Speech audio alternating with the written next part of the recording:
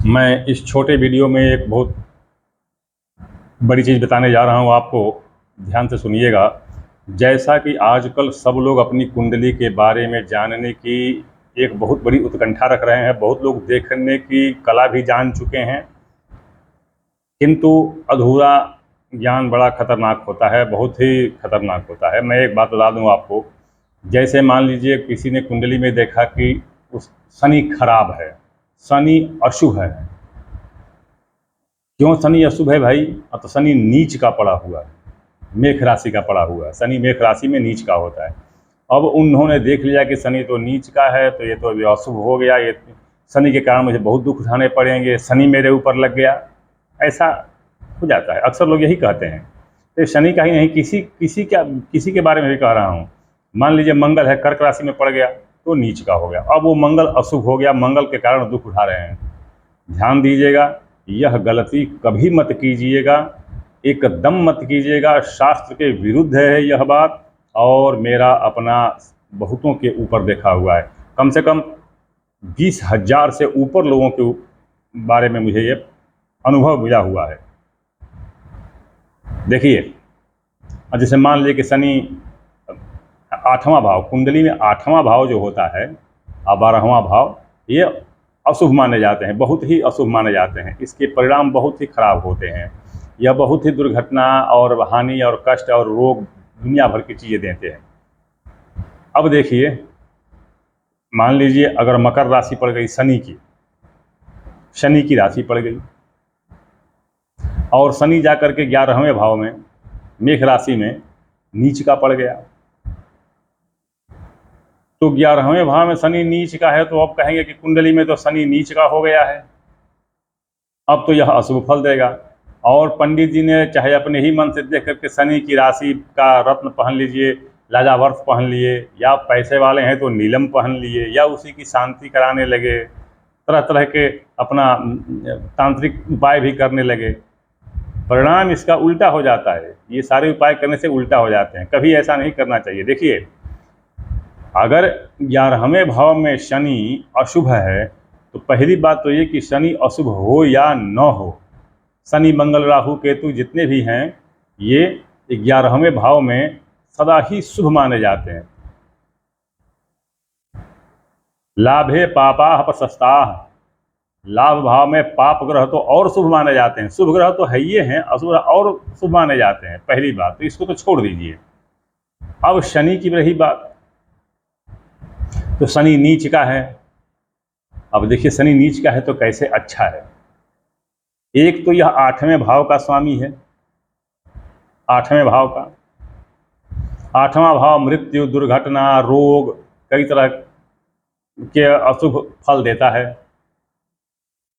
और यह 11वें भाव में चला गया तो नीच का हो गया मेष राशि में। तो यदि अष्टमेश नीच का हो गया, निर्बल हो गया, वीर्यहीन हो गया, बस दुर्घटना नहीं होगी, व्याधि नहीं होगी, और उसका अच्छा फल मिलेगा। पहली चीज़। दूसरी चीज़, यह जब चला गया 11वें भाव में, तो यह तो लाभ के लिए और अच्छा हो गया, लाभ के लिए और अच्छा हो गया। अभी तो ऐसी अवस्था में अगर आपने शनि की शांति के लिए पहन लिया, अगर आपने, चलिए मान लिया नीलम पहन लिया आपने, नीलम, तो नीलम में, अब अंग्रेजी में तो आजकल कहते हैं कि एल्यूमिनियम डीथॉक्सिनॉल पाया जाता है, अंग्रेजी में कहते हैं। और हम में कहा जाता है कि क्षाराब्धि होता है, मतलब शास्त्र में कहते हैं कि क्षाराब्धि होता है नीलम में। देखिए, अगर शनि अशुभ है, शनि वास्तव में कुंडली में अशुभ है, तब तो आप नीलम धारण कीजिए। और अगर शनि अच्छी स्थिति में है और अगर आपने नीलम धारण कर लिया, तो निश्चित मानिए कि आपके दुर्दिन वापस आ गए। आपको दुर्दशा देखनी पड़ेगी, इसमें कोई संदेह नहीं है। कैसे?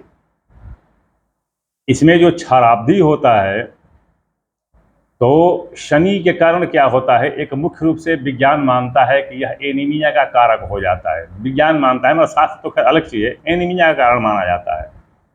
अब शनि के लिए क्या कहते हैं लोग? नाव की कील की अंगूठी, घोड़े के नाल की अंगूठी पहनिए। वो घोड़े की नाल की अंगूठी क्या होती है? घोड़े की नाल लोहा जो होता है उसके पैरों में पड़े पड़े घिसते घिसते घिसते घिसते घिसते घिसते उसमें चुंबकीय प्रभाव आ जाता है और उसमें कुछ जंग जैसी स्थिति उत्पन्न होती है। जंग जंग मूर्छा जंग जंग लगने शुरू हो जाते हैं, चाहे लग जाते हैं, और इस तरह से वह फेरस ऑक्साइड बन जाता है। आपको जानना चाहिए कि एनीमिया जब होता है तो डॉक्टर लोग क्या प्रेस्क्राइब करते हैं खाने के लिए? आयरन की गोली, फेरस ऑक्साइड। तो वो एडबिल होता है तो उसको मुंह से ले लेते हैं, एडबिल होता है, खाने योग्य होता है तो उसको मुंह से ले लेते हैं। लेकिन यह जो घोड़े की नाल है, यह खाने लायक तो है नहीं, तो इसकी अंगूठी बना के पहनते हैं। वह क्या करता है कि वह फेरस ऑक्साइड हमारे चमड़ी के माध्यम से थ्रू एपिडर्मिक सिस्टम उसका आयरन कंजम्पशन होता है हमारे शरीर को।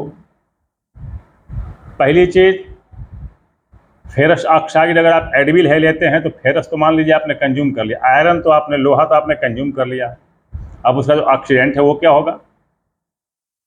वह क्या होगा? तो साइड इफेक्ट करेगा, शरीर में साइड इफेक्ट करेगा। लेकिन जो चमड़े के माध्यम से थ्रू एपिडर्मिक सिस्टम जो कंजम्पशन होता है उसमें ऑक्सीजन शरीर में प्रवेश नहीं कर पाता है, केवल आयरन का कंजम्पशन होता है। इसीलिए जब आप लोहे की, सोने की, चांदी की, चाहे किसी भी चीज़ की जब अंगूठी आप पहनते हैं तो देखते हैं कि 8 साल 5 साल बाद वो घिस घिस के पतली हो जाती है। तो क्या चूर्ण होकर के, चमड़ी से घिस के चूर्ण बन के लोहा गिरता है ज़मीन पर? जी नहीं, वो कंज्यूम हो जाता है। वो थ्रू हीमोग्लोबिन के माध्यम से वो हमारे शरीर में कंज्यूम हो जाता है। चलिए, ये तो है विज्ञान की बात, विज्ञान की बात को छोड़िए, हम अपने शास्त्र की बात पर आते हैं। तो ऐसी स्थिति में आप कभी भी शनि के लिए नीलम धारण न करें।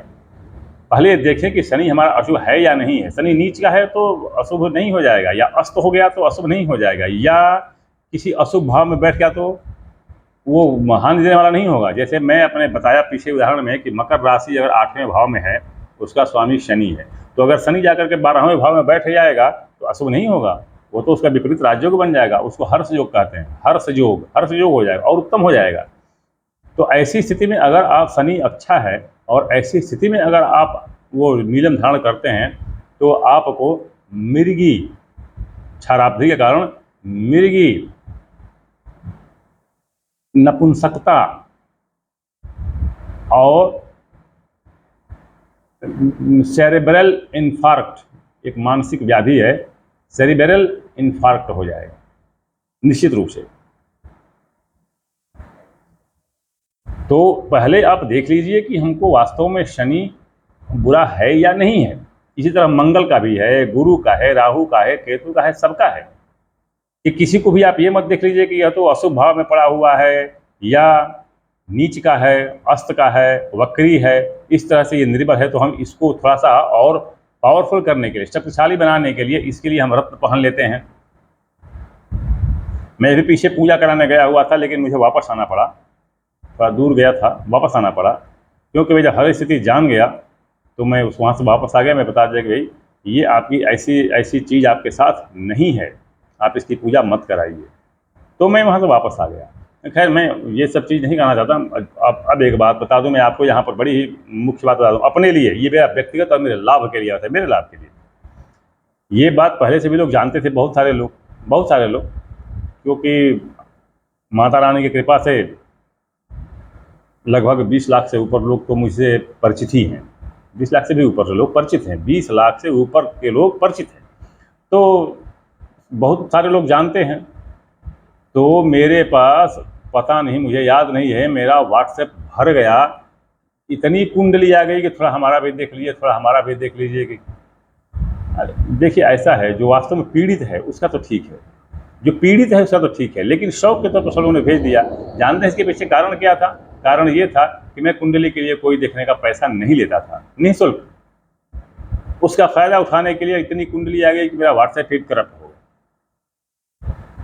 तो अभी मैं बता दूं आपको कि इसीलिए मैंने रख दिया है, भैया अगर जिसको भी आपको कुंडली दिखानी है, केवल इस ध्येय से कि मेरा ये ग्रह हानिकर है या नहीं है, तो मैंने 500 रुपये निर्धारित कर दिए।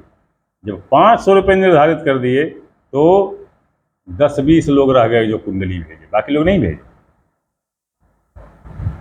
तो खैर ये तो मैंने निर्धारित कर दिया है कि मैं 500 रुपये लूँगा। चलिए, अभी आपको ये मैं बता दूं कि अब ये सब देख लीजिए, उसके बाद कि कौन सा ग्रह खराब है, हानिकर है, तब फिर उसके लिए आप पत्थर पहनिए। नहीं तो दूसरा कुछ खराब होगा। आपको अगर कष्ट मिल रहा है, अगर आपको कष्ट मिल रहा है, हानि मिल रही है, रोग है, चिंता है, परेशानी है, तो ये दूसरे किसी ग्रह के कारण होगा। यही हाल हुआ कई व्यक्तियों के साथ। लोगों ने मंगल के लिए मूंगा पहन रखा था और उनकी निरंतर परेशानियां बढ़ती चली गई। कर्ज से कर्ज में लोग डूब गए और वो मूंगा पहन करके क्या तो मंगल जो है वो, जबकि वास्तव में देखिए एक व्यक्ति के साथ मूंगा पहना हुआ था, जबकि उसकी सारी स्थिति गुरु के कारण आई हुई थी, गुरु के कारण आई हुई थी। गुरु उसकी कुंडली में, गुरु उनकी कुंडली में अशुभ मतलब गलत स्थिति में बैठ गया था। जैसे देखिए मेष लग्न वाले में, चाहे मेष राशि वाले में, उसके 12 में क्या होता है, मीन। 12 में उसके मीन होता है, और वह गुरु बैठा कहाँ हुआ था, उच्च का कर्क राशि में। तो अब इनको तो ये अरे भाई गुरु तो इतना अच्छा है, बलवान है, उच्च में पड़ा हुआ है, केंद्र में पड़ा हुआ है, फिर ये तो बड़ा, तो उसको तो ठीक है। लेकिन पहने हुए थे वो मंगल का, गुरु के साथ ही बैठा हुआ था। तो मंगल नीच का है, उन्होंने मंगल का पहन लिया, परिणाम उसका कुछ अलग ही हो गया। परिणाम है कुछ अलग ही हो गया। अरे इतनी ऋणग्रस्तता हो गई कि दिवालिया हो गए उनके, बहुत अब और अधिक नहीं कह सकता था। ये अक्टूबर 2021 की बात है। मेरे पास उन्होंने मजा आया, कैसे भी पहुंचे। तो मैंने कहा कि भैया ऐसा है, मेरा कहना अभी तो आपके पास पैसा भी नहीं है, इतना भी पैसा नहीं है कि आप टिकट लेकर के आए हैं, उतनी दूर सूरत से टिकट लेकर के आए हैं यहाँ तक, मेरे घर तक, तो कैसे कैसे आए हैं, तो आप कैसे खरीद सकेंगे। लेकिन जाइए, ये आप, मैंने पुखराज की एक जाति बताई। देखिए पुखराज भी, हर पुखराज नहीं, पुखराज मैंने एक जाति बताई कि ये ले लीजिएगा। तो सूरत में तो खैर मिलते हैं, तो ये खैर जाकर कैसे न कैसे खरीदे। और ये मतलब 1.5 महीना बाद ये प्रयत्न कर सके, तो दिसंबर के महीने में जाकर के पहने थे। और 2022 फरवरी 2022 में उनकी स्थिति बहुत अच्छी हुई। ये गुरु के कारण हुई थी। अब यही होता है कि लोगों के कुंडली में बात होता है कुछ और धारण करते हैं कुछ और। लेकिन अगर वास्तव में पढ़ाया तो जैसे बताया, सूरत वाले की बताया कि उसकी किस्मत ही पलट गई, किस्मत ही पलट गई। भिखमंगी की स्थिति से आज कहाँ वो कितना बड़ा व्यापारी बना हुआ है व्यक्ति, कह नहीं सकते हैं। उनका नाम प्रभास पटेल है, प्रभास पटेल। तो आज बड़ी स्थिति में, ऐसे ये कई उदाहरण हैं। तो ध्यान दीजिएगा, अगर आप चाहें तो अपनी किस्मत बदल सकते हैं, अपना दुर्दिन हटा सकते हैं, दुर्दिन अपना मिटा सकते हैं। किंतु अगर आप सही सलामत अगर देख करके और पत्थर पहने, तो इसमें कोई दो राय नहीं है। ये शास्त्र में तो कहा ही गया है, शास्त्र तो बताता ही है कि पत्थर बदल लेते हैं किस्मत को। ये मेरा अपना अनुभव भी रहा है। तो इस वीडियो के माध्यम से मैं ये आपके सामने इसलिए बताया ताकि आप सावधान हो जाएं, क्योंकि आजकल लोग खुद अपनी कुंडली देखने लगते हैं। तो ऐसी स्थिति न आने पाए आपके साथ और आप चौकन्ना हो जाएं, इसलिए मैं यह वीडियो बना करके आपको दे रहा हूँ। ओम नमः शिवाय।